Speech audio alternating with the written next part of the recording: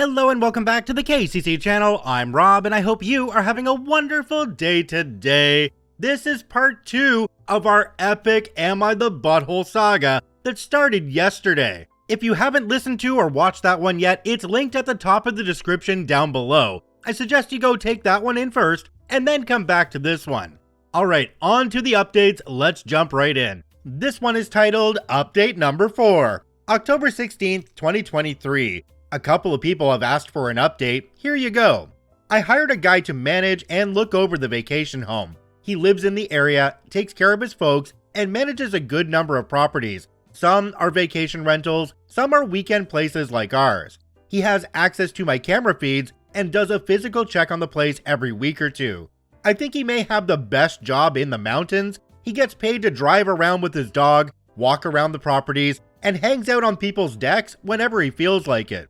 He also has a camera feed from a house near the start of the private road that takes still shots whenever a vehicle goes past it. $450 per month, plus he'll do basic maintenance and repairs on an hourly basis.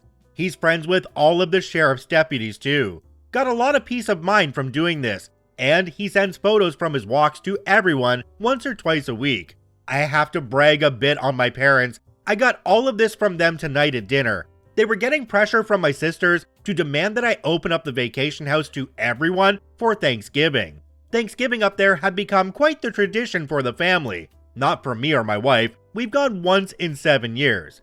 My dad refused to bother me about it because he knew I'd say no. They came up with what I think is a great plan. Announced that they were organizing the Thanksgiving gathering, and if everyone split the cost in advance, they'd rent an Airbnb in the mountains.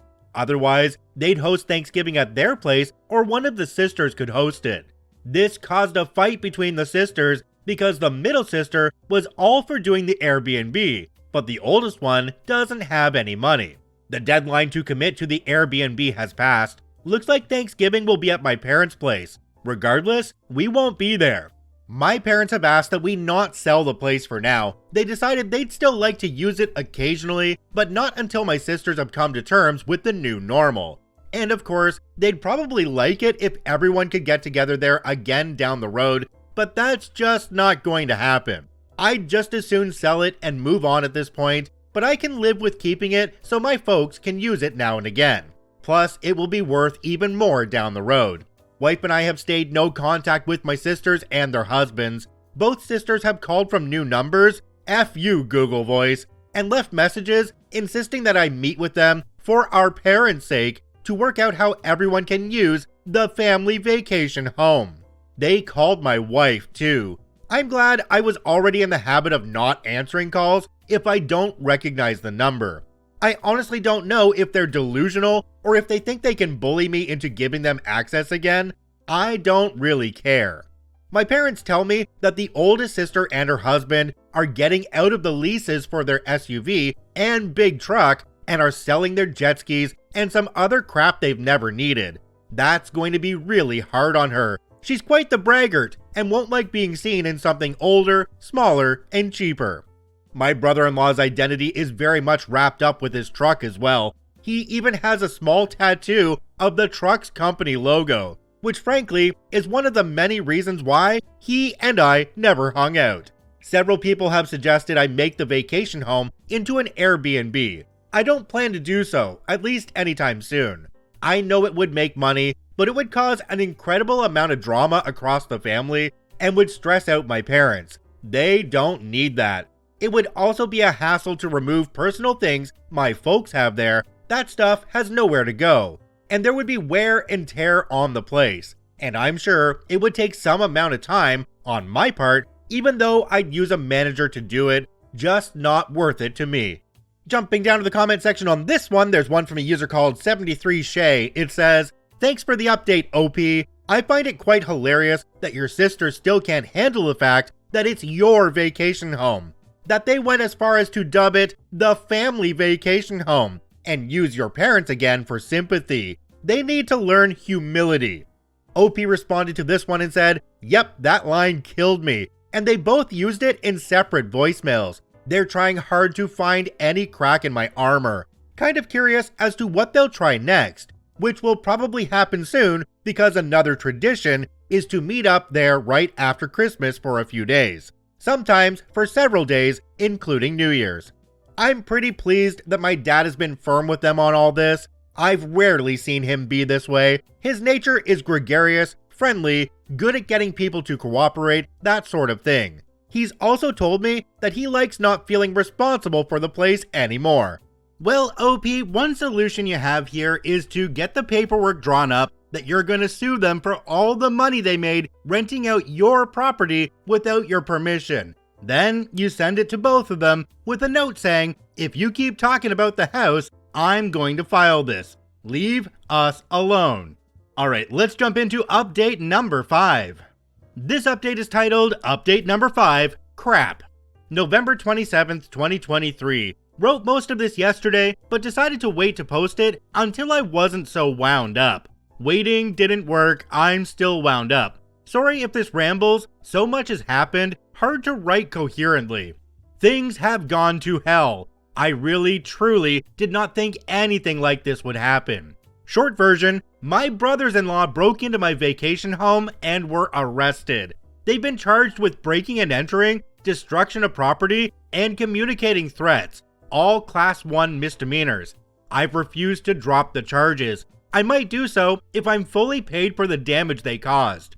They were still in jail as of Saturday evening. I assume they're out by now. Things had settled down, at least I thought so. Haven't seen or heard from my sisters in over 6 weeks. My parents went up to the house for a week and had a good time. David, the property manager I hired, has worked out great. He's done a couple of repairs I asked him to do, and I've given him a list that he's going to work on. He usually sends a photo or two of wildlife or a sunset to his clients every week. Was kind of making me want to get up there. Friday after Thanksgiving, my brother-in-laws went to my vacation home. They used an angle grinder to cut through the chain on the driveway gate and damaged the gate in the process. They tried to get in through the front door, ruined the lock set, and gouged the door badly. They finally got in through the utility floor door and a locked internal door. They also broke into the barn, I'm not sure why. When they went out through the front door, they were met by sheriff's deputies and David. David gets notifications from the camera system when there's activity. He saw what was going on and called the sheriff's department. According to David, the brother-in-laws tried to BS their way out of it, but the deputies didn't buy it. Breaking into an empty house is a pretty serious thing up there. It's usually meth heads who ransack the place and hawk everything. When the brother-in-laws were arrested, they freaked out big time. Were saying how they were going to beat the heck out of me, etc. Not smart to do in front of cops. David and the sheriff's office tried calling my wife and me to see what we wanted to do, but we were spending the day with her parents and had left our phones in the car so we could be in vacation mode. So they booked the brother-in-laws on everything, which is what I would have asked them to do anyway. Brother-in-laws called their wives from jail, who of course freaked out. They called my folks, tried to call me, but they're blocked. Tried to find a lawyer up there to arrange bail. Not easy to do given that it's a rural area and it was a holiday weekend. Older sister has zero cash and her cards are maxed out, so if they made bail, my middle sister would have had to pay for both husbands. I know they were still in jail as of Saturday afternoon. We didn't check our phones until late Friday on the way home from the in-laws. There were a ton of calls and messages from my mom, dad, David, and the sheriff's department. Talk about ruining a great day. I was in such a good mood till I looked at my phone. My wife read through the text and listened to the messages, read them out to me, and by the time we got home, I had some idea of what was going on.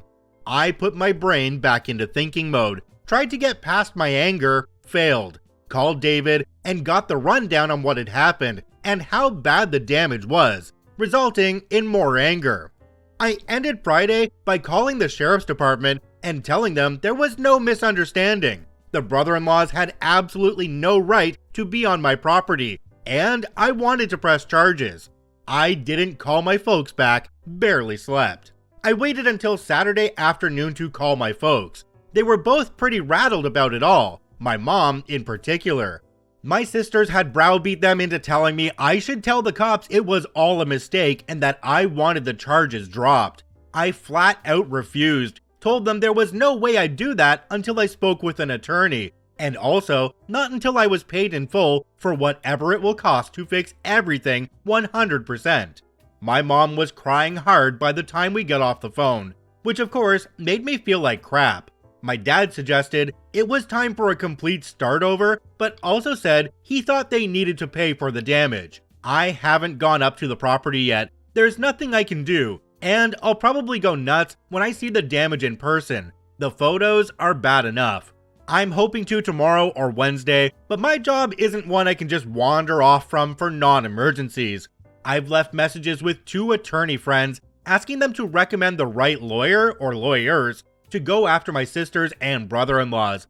I don't know what I can do exactly, but I'm hoping to get restraining orders. I have all the texts they've sent me, that might help. I'm strongly considering suing them for the money they made renting the place. I don't care about the cash, but it will help make them as miserable as possible. The gloves are definitely off at this point. A couple of side notes. Brother-in-laws had no idea I'd hired someone to keep an eye on things, or that there are cameras now. My parents knew, but hadn't told them, because they knew it would just give my sisters a reason to drama up. There are signs on the property stating it is being monitored with cameras and no trespassing signs though. My wife has completely had it at this point. I don't blame her. She's been more than patient about all of it, but she reached her limit and was not shy about letting me know. She told me it's up to me how I deal with this, but that she thought they all needed to be taught a hard lesson. Older brother-in-law likely won't face any repercussions at his job over this, but middle brother-in-law has a security clearance, so he might. I'm hoping that will be motivation for middle brother-in-law to pay for the damages himself immediately. David, the caretaker, has an interesting background. I knew he was friends with some of the deputies, figured it was because they were all locals. I was wrong. He was a cop in a big city for years, was shot on duty, and afterwards decided to quit and move to where his parents had retired. He has some PTSD over it all. His dog is a certified service animal and is usually with him.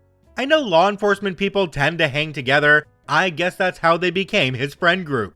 I don't want to see or speak with these buttholes for the rest of my life. I know this is in direct conflict with my overwhelming urge to make their lives as miserable as possible.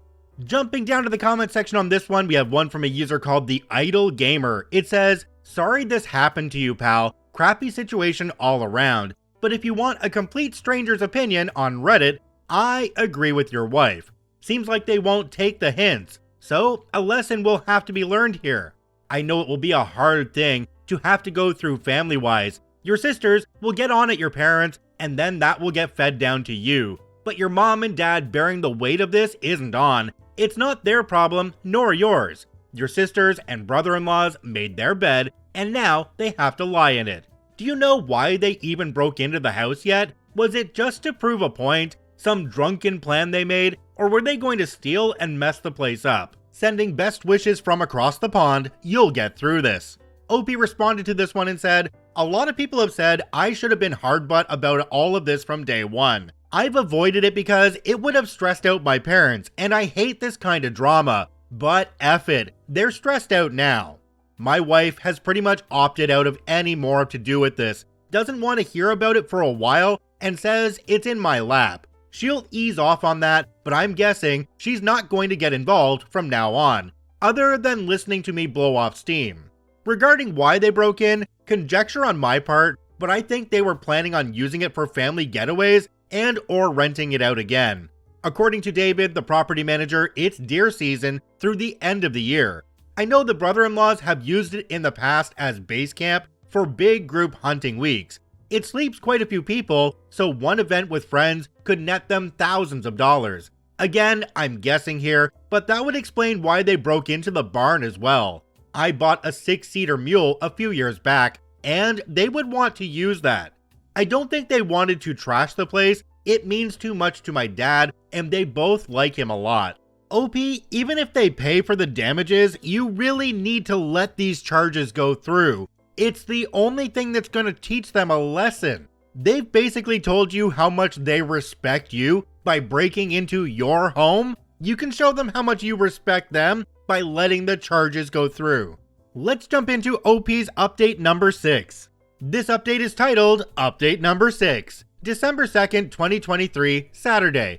Didn't think I'd be doing another post this soon, but a lot has happened over the past 2 days. Short version, I think the corner has been turned on this crap. Thursday afternoon, I got a courier delivered envelope in my office. In it was a signed letter from both my brothers-in-law and a cashier's check for $5,000. In the letter, they made what I have to say was a really sincere apology. Among other things, they acknowledged breaking in, acknowledged it was wrong, said the $5,000 was to pay for the damage, and that they'd pay more if it cost more than that. Also said they'd stay away from the vacation home unless my wife and I specifically invited them. They also asked that I do what I could to get the charges dropped as soon as possible, because they could both lose their jobs, and that they'd agree to a restraining order or whatever else it took for that to happen. There was more as well, all conciliatory, but that's the gist of it. To say this was a shock is an understatement. It was obviously a total 180 from their past behavior. I'd already made an appointment with an attorney to see about suing my brother-in-laws over the damage and to try to get a restraining order. I called him and told him what I'd just received, and he agreed to meet with me at the end of the day instead of next week, told me not to deposit the check. We met for about 2 hours. He ended up recommending the wife and I do a settlement and mutual release agreement with all 4 of them, sisters and brother-in-laws. He said if we went after them via a lawsuit, that we'd almost certainly win, but that it could take 2 years or more. There would be sizable upfront legal fees, and that we might never see any money. He also said we could keep the $5,000 free and clear even if we didn't let them off the hook. He's drawing up the agreement. It won't be ready until Monday. The agreement will include what's essentially the civil equivalent of a restraining order. I'd already asked my property manager to work up a bid to get the damage repaired. I called him after the meeting and asked that he get me as close an estimate as possible ASAP. Got that Friday. He thinks it will take around $4,000 to fix everything. Most of that is for the front door. On Friday, my attorney contacted each of the brother-in-laws, told them what we were proposing, and advised them to get their own lawyers. They both agreed to it. The middle brother-in-law told him they could afford to either pay for the damages or pay for a lawyer, but not both, and they figured a lawyer wouldn't make any difference given that they really had no defense for what they did. His biggest concern was if the charges could be dropped. From what I can tell, they're willing to do anything and sign anything to make this all go away. My attorney also called the DA's office on Friday to discuss dismissing the charges, got the name of the prosecutor, and left them a message, but has not spoken to them yet. He thinks they'll dismiss the charges because the brother-in-laws are paying up and they have no priors. But then again, he's not a criminal lawyer. Also said I should be prepared to drive up there Monday or Tuesday and tell the prosecutor in person that I want everything dismissed. He's also advised me to continue to be no contact with sisters and brother-in-laws, especially for the next 6 months, and that it will be really important to follow the terms of the agreement when it comes to future interactions with them. I'm guessing that the brother-in-law's change of heart is due to them having figured out what's at stake for them, what it's going to cost them in legal fees and fines and so on.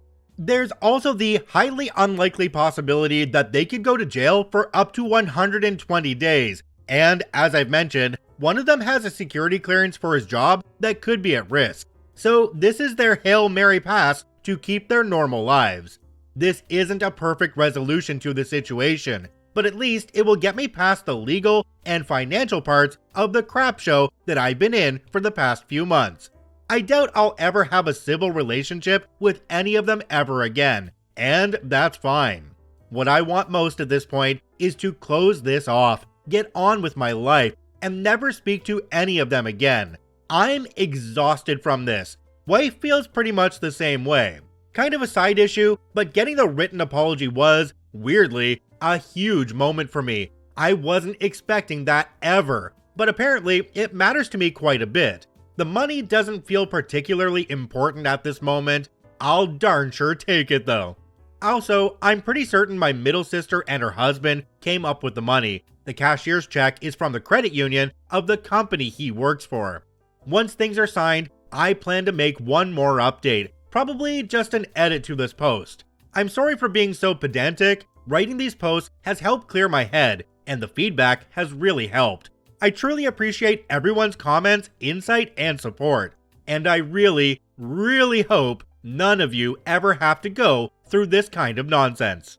Jumping down to the comment section on this one, there's one from a user called Unwanted88. It says, "This update is a massive improvement. Make sure that they cannot contact you unless it is through your lawyers also. They effed around and found out, and now they're willing to do anything. Make sure your parents are in the loop about the proceedings also. That may help some overzealous, entitled behavior in the long run with your sisters. Sincerely, OP, your saga is incredibly difficult to deal with, and you are doing it like a champ. You and your wife are incredibly affected by this nonsense, and you both deserve to be done with this. But keep us informed, we are all rooting for you." OP responded to this one and said, "Thanks for your kind words. To be honest, when I finally got home Thursday night, I cried from relief thinking this might be all over. I'm not going to discuss the settlement with my folks until it's signed by everyone. My sisters, brother-in-laws can if they want to, but I'm not. It's between me and them." That apology came from way out in left field, but I'm willing to bet there was somebody from the legal profession on the brother-in-law's end saying, "You need to make this better, otherwise you're pretty much going to lose everything." That kind of makes me wonder just how sincere the apology is, especially since OP says they weren't expecting one from them at all, because that's not the kind of people that they are. Look for the last two updates for this story coming in another video at 3 p.m. Eastern Standard Time today. Did you know every KCC video is also produced in podcast form? You can search for Karma Comment Chameleon on every major podcasting platform. I thank you for watching and listening. I hope you have a wonderful day, and we'll see you in the next one.